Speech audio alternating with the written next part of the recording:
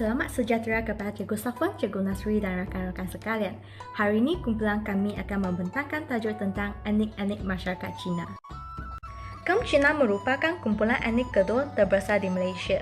Pemindahan orang Cina ke Malaysia adalah kerana desakan pada zaman dinastik Manchu yang menimbulkan perasaan tidak puas hati dalam kalangan rakyat.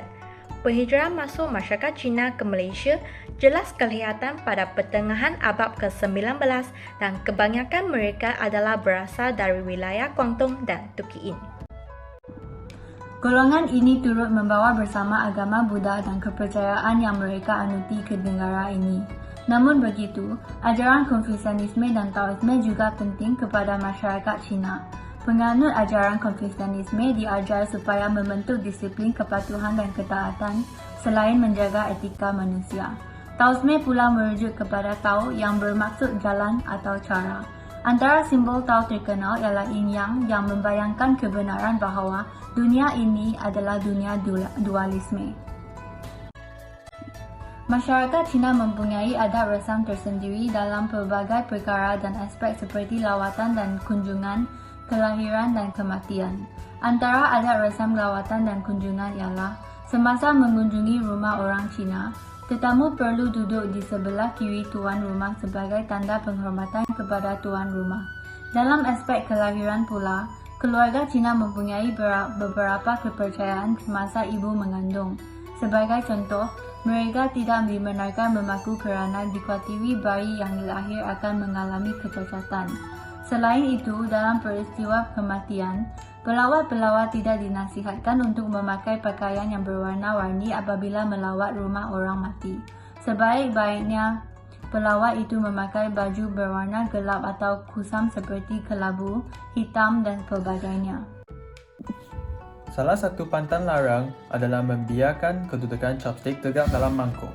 Masyarakat Cina yang percaya jika makan dalam keadaan chopstick menegak menyerupai seperti kayu colok yang dibakar seolah-olah upacara makan itu, seperti memberikan makanan kepada anggota keluarga yang sudah mati. Berkongsi buah peh. Berkongsi makan sebiji buah peh dianggap membawa nasib malang dalam kalangan masyarakat Cina. Hal ini kerana berkongsi buah peh dalam bahasa Cina mempunyai maksud yang hampir sama dengan akan berpisah. Pantang larang mengenai hadiah. Sekiranya anda berniat untuk memberi sesuatu hadiah tersebut, pastikan hadiah tersebut bukan merupakan sebuah jam. Sebarang bentuk jam tangan tidak dibenarkan kerana dalam bahasa Cina menghadiahkan jam seakan-akan merupai ritu pengembumian. Perayaan yang pertama ialah Tahun Baru Cina, iaitu perayaan terpenting bagi orang Cina untuk menyambut Tahun Baru dalam kalender Kamari Cina. Kedua ialah Hari Cap Gomeh. Perayaan ini menandakan berakhirnya perayaan Tahun Baru Cina. Ketiga ialah perayaan Kueh Bulan. Perayaan ini disambut dengan perarakan tamlong pada malam perayaan. Keempat ialah Pesta Perahu Naga. Perayaan ini untuk menghargai seorang penyair patriotik yang bernama Qi Yuan. Kelima ialah Pesta Tongzi. Perayaan ini adalah hari ketika keluarga berkumpul dan makan tang yuan, iaitu sup manis yang dibuat dari bola beras ketan. Samfu membawa masuk baju dan seluar dalam bahasa dialek Cantonese. Pakaian ini terdiri daripada baju yang longgar dan terbelah di depan dan berkolar tinggi serta dipakai bersama seluar longgar. Chongsam dipakai pada upacara-upacara seperti semasa Tahun Baru Cina. Baju ini asalnya labuh tetapi lama-kelamannya disingkatkan hingga ke paras lutut. Chongsam dipakai ketat dan berbelah di kiri dan kanannya. Slide ini ialah tentang suku dialek. Pertamanya Cantonese. Kebanyakan masyarakat Cantonese berasal dari daerah Guangdong dan Guangxi pada abad ke-15 dan ke-19. Masyarakat Cantonese membentuk suku dialek terbesar di Selangor, Kuala Lumpur, Pahang, Negeri Sembilan dan Perak. Salah satu makanan yang popular dalam sub-etnik ini ialah mi Cantonese dan mi Kungfu. Seterusnya Hakka. Pada tahun 1881, masyarakat Hakka telah migrasi ke Sabah.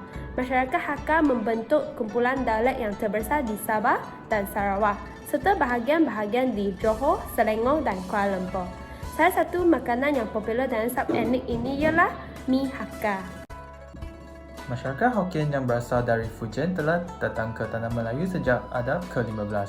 Suku Hokkien membentuk satu suku dialek terbesar di Pulau Pinang, Melaka, Kedah, Terengganu, Kelantan dan Selangor. Salah satu makanan yang popular dalam subetnik ini ialah mi Hokkien. Orang Hainan berasal dari sebuah pulau tidak jauh dari Guangdong yang dinamakan Pulau Hainan. Masyarakat Hainan ramai mendiami negeri-negeri seperti Pulau Pinang, Selangor, Melaka dan Terengganu. Salah satu makanan yang popular dalam subetnik ini ialah nasi ayam Hainan.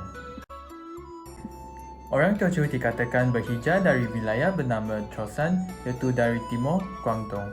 Suku Teochew ditumpukan di beberapa bahagian tertentu di Pulau Pinang. Kebanyakan pulau di Sabah dan Johor Selatan, terutamanya Johor Bahru dan Pontian.